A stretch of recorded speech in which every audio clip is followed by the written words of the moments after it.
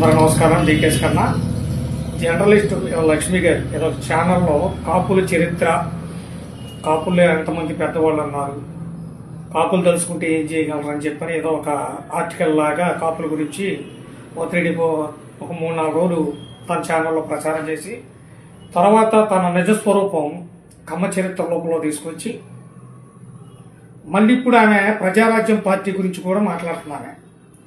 ఆమెకి నేను ఒకటే చెప్పదలుచుకున్నా, ప్రజారాజ్యం పార్టీ ఎవరో చెప్తే చిరంజీవి గారు పెట్టల. ప్రజారాజ్యం పార్టీని ప్రజలు రాజకీయాల్లో రమ్మని ఆయన అడిగితే ఆ రోజు సినీ ఫీల్డ్లో మంచి పొజిషన్లో ఉండి కూడా ఆయన ప్రజారాజ్యం పార్టీని ఏర్పాటు చేశాడు. కానీ ఆ తర్వాత జరిగిన పరిణామాలు మనందరం చూసాం ఏమేం జరిగినాయో. ప్రజారాజ్యం పార్టీ చిరంజీవి గారిని డ్యామేజ్ చేసింది ఫస్ట్ తెలుగుదేశం. అది తెలుసుకోమను. ఫస్ట్ తెలుగుదేశం విజయవాడలో కేసినేని నాని ఏ విధంగా చేశాడనేది రాష్ట్ర ప్రజలకు తెలుసు. ఆ కేసినేని నానిని ఎవరు పార్టీలో జాయిన్ చేసుకున్నారో కూడా ఈ రాష్ట్ర ప్రజలకు తెలుసు. తర్వాత ఎంపీ టికెట్ ఇచ్చింది కూడా చంద్రబాబు నాయుడు. ఇక్కడ పాత్ర ఏంటంటే తెలుగుదేశంది ఎంత అయితే ప్రజారాజ్యం పార్టీని డ్యామేజ్ చేయటంలో ఉందో రాజశేఖర రెడ్డిది కూడా అంతే ఉంది.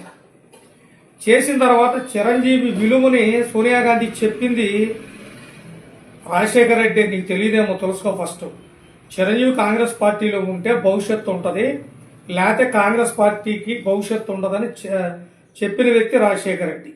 నువ్వు చరిత్ర తెలియకుండా నువ్వేదో ప్రజారాజ్యం పార్టీ తెలుగుదేశాన్ని ఓడించడానికి పెట్టినట్టుగా నువ్వు మాట్లాడుతున్నావమ్మా. అది రాంగు.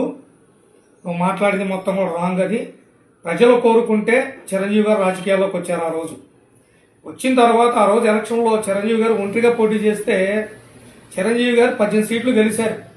50 సీట్లలో 1000-1500 మధ్య ఆయన ఓడిపోయాడు. తర్వాత 100 సీట్లో 2వ స్థానంలో ఉన్నాడు. 3వ స్థానంలో తెలుగుదేశం ఉంది. అంటే అక్కడ బలం ఎవరిది? తెలుగుదేశందా ప్రజారాజ్యం పార్టీదా?